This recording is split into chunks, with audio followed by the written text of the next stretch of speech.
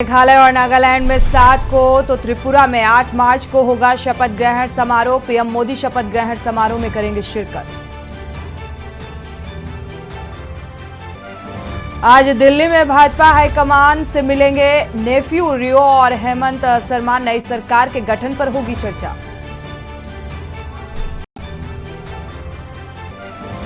Sisodia case पर 9 विपक्षी नेताओं की पीएम को चिट्ठी। कहा, गिरफ्तारी ने दिखाया कि हम लोकतंत्र से तानाशाही में बदल गए। भारत में बनाए जाएंगे छोटे विमान। प्रोडक्शन के लिए एम्ब्रेयर और सुखोई बातचीत हुई। दूर दराज के लोगों को मिलेगा फायदा। होली पर पुलिसकर्मियों की छुट्टियां रद्द। सुरक्षा व्यवस्था को लेकर अलर्ट। डीजीपी बोले, शरारती तत्वों पर रखे कड़ी नजर।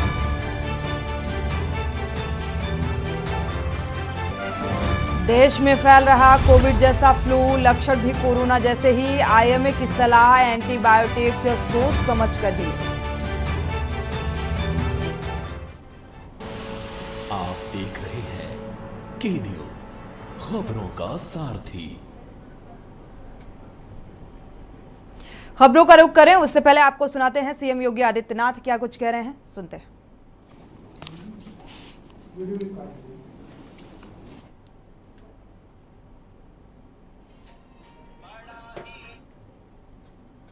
तो बर्जर पेंट्स के एक कार्यक्रम में पहुंचे हुए थे सीएम योगी आदित्यनाथ और इस बीच कई अहम बातों का जिक्र करते हुए नजर आए। बढ़ते आगे दिल्ली से बड़ी खबर आपको बता दें, एमपी के सीएम शिवराज सिंह चौहान का आज जन्मदिन है और प्रधानमंत्री मोदी ने शिवराज सिंह चौहान को बधाई दी है।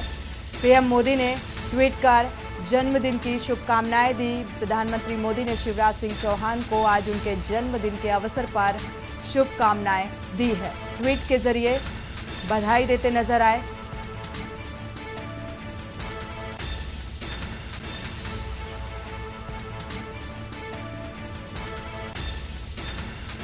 एमपी के सीएम शिवराज सिंह चौहान का आज जन्मदिन। प्रधानमंत्री नरेंद्र मोदी ने जन्मदिन पर ट्वीट कर बधाई दी है।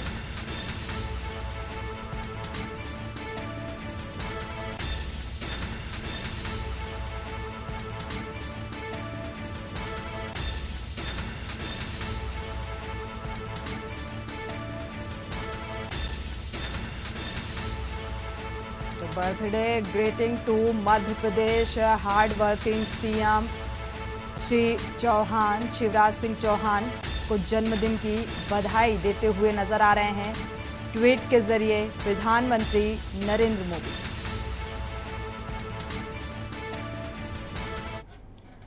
लखनऊ से बड़ी खबर आपको बता दें, मुख्यमंत्री योगी आदित्यनाथ का ट्वीट सामने आया है। मध्य प्रदेश के मुख्यमंत्री को जन्मदिन की शुभकामनाएं दी है। शिवराज सिंह चौहान को जन्मदिन की शुभकामनाएं दी। सीएम योगी आदित्यनाथ ने मां नर्मदा और बाबा महाकाल की कृपा बनी रहे। तो प्रधानमंत्री नरेंद्र मोदी के साथ साथ सीएम योगी आदित्यनाथ ने भी शिवराज सिंह चौहान को बधाई दी ट्वीट कर। तो लोकप्रिय राजनेता हैं, साथ ही बीजेपी परिवार के वरिष्ठ सदस्य हैं। मध्य प्रदेश के माननीय मुख्यमंत्री शिवराज सिंह चौहान जी को जन्मदिन की हार्दिक शुभकामनाएं।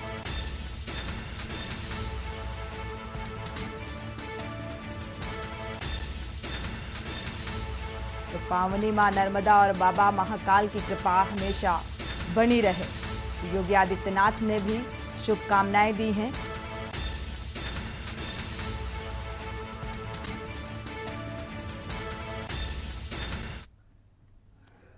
बढ़ते आगे, सिद्धपीठ सलासर बालाजी धाम में पूर्व मुख्यमंत्री वसुंधरा राजे दौरे पर रहीं और उन्होंने अपने जन्मदिन के उपलक्ष्य में मंदिर में विशेष पूजा अर्चना करते हुए देश प्रदेश में सुख समृद्धि की कामना की। साथ ही हनुमान चालीसा का पाठ किया।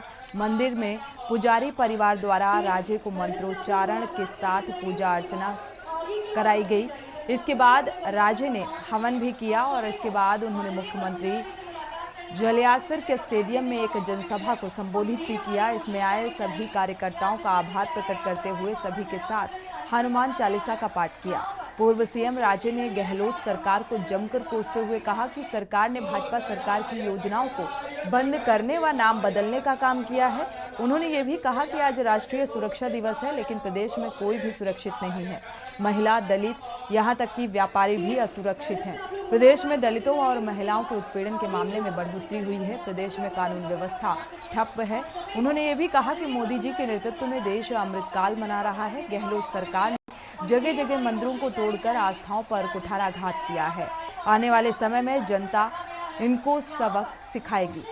वहीं मंच पर पूर्व प्रदेश अध्यक्ष अशोक परनामी, विधायक कालीचरण सराफ, सांसद राहुल कसवा, विधायक दीप्ति माहेश्वरी, अनीता भंडेल आदि लोग और चेयरपर्सन जो पूर्व चेयरमैन है दिनेश जोशी भी इस बीच मौजूद रहे। मैडम से आप लोग मुलाकात करते जाइए और उसके बाद आगे की ओर बढ़ते जाइए ताकि आप लोग भी अपने गंतव्य पर पहुंच सके और सभी को माननीय वसुंधरा जी से मुलाकात करने का मौका भी मिले, बधाई देने का मौका भी मिले।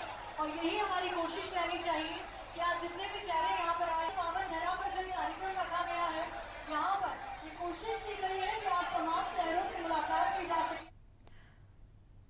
खबर सिवनी से है, जहां प्रधानमंत्री मोदी के स्वच्छता अभियान की थीम पर वन और वन्य प्राणियों के प्रति लोगों को जागरूक करने के लिए पेंच नेशनल पार्क में सयाने मोगली की साइकिल घूमेगी और कचरा गाड़ी वाहन में बजने वाले धुन की तरह सयाने मोगली की साइकिल पेंच क्षेत्र के ग्रामीणों को वन्य प्राणियों को बचाने के लिए जागरूक किया जाएगा। साथ ही विश्व वन्य प्राणी दिवस के अवसर पर सिवनी पेंच नेशनल पार्क में अनूठी पहल की गई। शुरुआती दौर पर रूखड़ वन परिक्षेत्र में उसकी शुरुआत की गई और साथ ही बाद में सार्थक परिणाम सामने आने के बाद पेंच नेशनल पार्क में के सभी 6 वन परिक्षेत्र में सतत रूप से जागरूक किया जाएगा।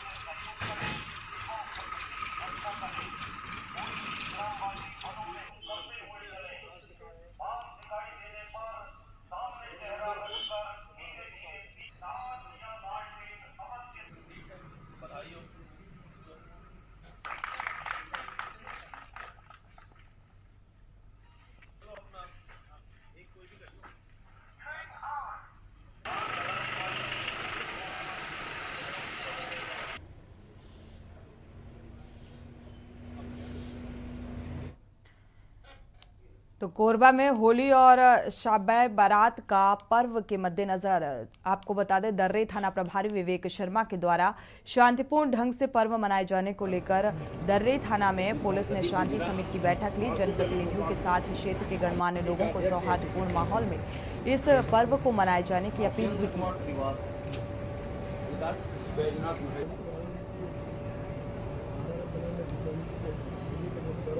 आप लोगों को जानकारी है कि 7 और 8 मार्च को होली का पर्व है, तो पुलिस अधीक्षक महोदय और कलेक्टर महोदय के निर्देश अनुसार तहसीलदार महोदय और थाने में संयुक्त रूप शांति समिति की बैठक ली गई, जिसमें सभी पार्षद, जनप्रतिनिधि, सामाजिक संगठनों के लोग और आसपास के क्षेत्र के लोग शामिल हुए। सभी से होली में पुलिस से और प्रशासन से वो किस प्रकार की व्यवस्थाएं चाहते हैं इस संबंध में चर्चा की गई और एवं उन्हें ये समझाइश दी गई कि होली को सभी लोगों को समझाएं, अपने वार्ड में जाकर के, अपने मोहल्लों में जाकर के, कि होली पर्व को शांति से मनाएं, खुद भी अच्छे तरीके से अपने परिवार साथ होली मनाएं और दूसरों को भी होली को एंजॉय करने दें।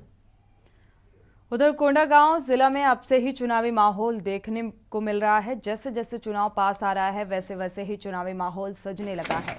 इसी कड़ी में आज कोंडागांव जिला मुख्यालय में एक मामला ऐसा देखने को मिला कि इसे चुनावी माहौल कहा जा सकता है। दरअसल कोंडागांव जिला मुख्यालय के ऑडिटोरियम में करोड़ों का स्विमिंग पूल निर्माण जारी है और निर्माण के बीच जिला प्रशासन उस स्विमिंग पूल पर ट्रायल कर रहा है। ऐसे में अचानक से कोंडागांव विधायक मोहन मरकाम ने उस पुल का लोकार्पण किया और एक भी प्रशासनिक अधिकारी व कर्मचारी, साथ ही नगरपालिका अध्यक्ष जो खुद कांग्रेस के ही हैं, वो नदारद नजर आए। ऐसे में अब विधायक मोहन मरकाम पर सवाल उठने लगे हैं। निश्चित तौर पे हम देख रहे हैं कि जनता काफी लंबे समय से इंतजार कर रही थी, लेकिन आज तक वो पूर्ण नहीं हुआ है और जिस आनन फानन के साथ श्रेय लेने के लिए माननीय विधायक जी विधानसभा का सत्र से लौटकर आज उन्होंने उद्घाटन किया है, जिसमें शासन प्रशासन उनके साथ नहीं है, यहाँ तक उनके पार्षद अध्यक्ष उनके साथ नहीं है। मुझे लगता है कि किस श्रेय लेने के लिए किस तरह का कार्य माननीय मोहन मरकाम जी कर रहे हैं, ये स्पष्ट दिखाई पड़ रहा है कि कहीं ना कहीं मुख्यमंत्री भूपेश बघेल जी के साथ इनकी जो आंतरिक टकराहटें हैं वो कोंडागांव के इस भूमि पूजन कार्यक्रम में देखने को, लोकार्पण के कार्यक्रम में देखने को मिल रहा है, जो स्पष्ट दिखाई पड़ रहा है। 2 तारीख को संभवतः मुख्य नगर पालिका अधिकारी के द्वारा स्विमिंग पूल निर्माण कार्य जो है वो अधूरा होने के नाते उसे नोटिस भेजा गया था ठेकेदार को कि इसका अभी लोकार्पण नहीं कराया जाएगा, किंतु पीसीसी चीफ मोहन मरकाम जी आनन फानन में आज स्विमिंग पूल का उद्घाटन कर चुके हैं, जिसमें ना ही उनके पार्टी की नगर पालिका अध्यक्ष और ना ही कोई पार्षद को यह सूचना दिया गया और ना ही वे पहुँचे। तो इससे सीधा सीधा जाहिर है कि प्रशासन के द्वारा स्विमिंग पूल अभी कम निर्माण होने की वजह से उसका उद्घाटन नहीं होना था। और मोहन मरकाम जी अभी विगत 6 महीना में चुनाव है, तो आनन फानन में श्रेय लेने के चक्कर में वे स्विमिंग पूल का उद्घाटन किए हैं। बढ़ते आगे, छत्तीसगढ़ में 2023 में विधानसभा चुनाव होना है और इसको लेकर अलग अलग पार्टी के नेता जोर शोर से मैदान में उतर गए हैं। आम आदमी पार्टी ने भी पूरे 90 विधानसभा सीटों पर चुनाव लड़ने की तैयारी कर ली है। वहीं आज राजधानी रायपुर में कैबिनेट मंत्री गोपाल राय ने प्रेस वार्ता भी की। उन्होंने कहा कि छत्तीसगढ़ के लोगों में बदलाव की तड़प है। आप पार्टी की बात करें तो 90 सीटों पर चुनाव लड़ेगी। इसके बदले छग के नारे और साथ ही आम आदमी पार्टी चुनाव समर में कूदती हुई नजर आ रही है। आम आदमी पार्टी कल से चुनावी अभियान की शुरुआत करेगी। हमारे साथ छत्तीसगढ़ के आम आदमी पार्टी के प्रभारी यहाँ पे पहुंचे हैं। एक मुख्यमंत्री अरविंद केजरीवाल और पंजाब के मुख्यमंत्री पहुंच रहे हैं। किस प्रकार व्यवस्था रखी गई है और क्या क्या? देखिए, पूरे प्रदेश के हमारे कार्यकर्ता आ रहे हैं। एक कार्यकर्ता सम्मेलन और संवाद है जिसको दिल्ली के मुख्यमंत्री आदरणीय अरविंद केजरीवाल जी और पंजाब के मुख्यमंत्री भगवंत मान साहब, साथ में हमारे चुनाव प्रभारी गोपाल राय जी जो कैबिनेट मिनिस्टर भी हैं, और हमारे राष्ट्रीय संगठन मंत्री संदीप पाठक जी भी होंगे, जो कार्यकर्ताओं को एड्रेस करेंगे और आगे किस तरह से आम आदमी पार्टी के संगठन का विस्तार और क्या कार्य योजनाएं होंगी उससे विस्तार से चर्चा होगी। क्या 2023 चुनाव को लेकर इस प्रकार का आप लोग का कुछ क्या मानते हैं कि इस चुनाव को क्या आप लोग के झाड़ू चलने वाला है? बिल्कुल, 2023 के मद्देनजर ही पूरे संगठन का विस्तार किया जा रहा है। लोगों में खूब ऊर्जा है, लोगों में खूब उत्साह है। मुझे लगता है कि छत्तीसगढ़ भी नवंबर में इतिहास रचेगी।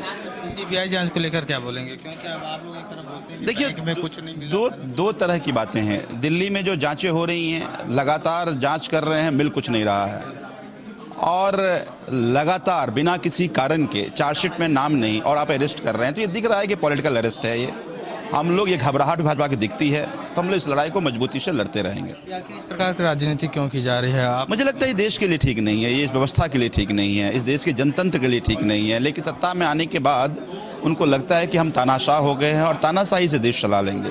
इस देश की जनता ने जब जब कोई तानाशाह बनने की कोशिश की, माकूल जवाब मिला, इनको भी माकूल जवाब मिलेगा।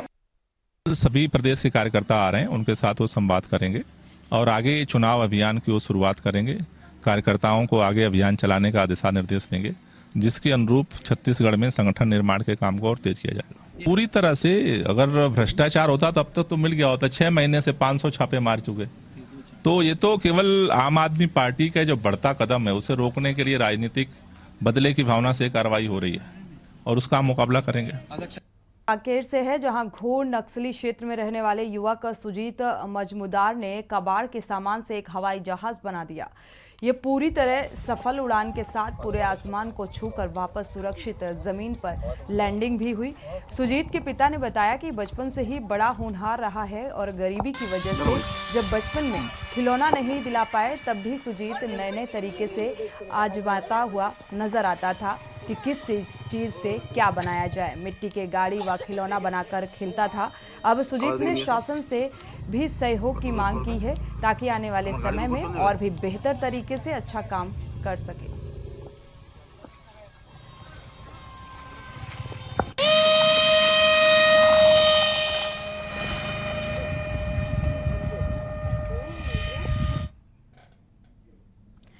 बढ़ते आगे, पूरे भारत में 52वां राष्ट्रीय सुरक्षा दिवस मनाया गया और इस उपलक्ष्य में BSBK प्राइवेट लिमिटेड द्वारा अपने नवागांव स्थित बेस कैंप में श्रमिकों के साथ मिलकर ध्वजारोहण कर सुरक्षा संबंधित सावधानियां बरतने की शपथ दिलाई गई। कंपनी के द्वारा कर्मचारियों को सुरक्षा संबंधित कई प्रकार की जानकारियां देकर जागरूक करने का प्रयास किया गया।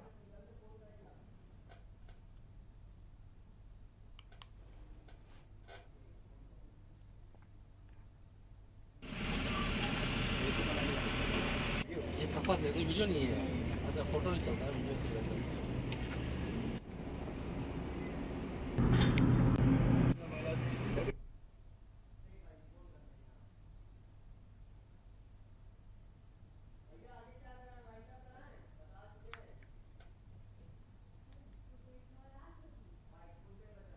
हमारा सुबह हम लोग पूरे वर्कर को बुलाए थे साइड ऑफिस में। हमने आज राष्ट्रीय सुरक्षा दिवस मनाया, जिसमें हमने सुरक्षा से संबंधित जानकारियां और स्वास्थ्य संबंधी जानकारियां, इन्वायरमेंटल में क्या क्या अपन ले सकते हैं, उसकी सब जानकारी इनको दी गई और हमने शपथ लिया पूरे वर्कर के साथ। उनके सेफ्टी अप्लायंस भी दिए और हमने राष्ट्रीय सुरक्षा के मनाने के लिए हमने सुबह ध्वजारोहण भी किया था। इसी के साथ बुलेटिन में फिलहाल बस इतना ही। आगे खबरों के लिए आप देखते रहिए के न्यूज़ इंडिया।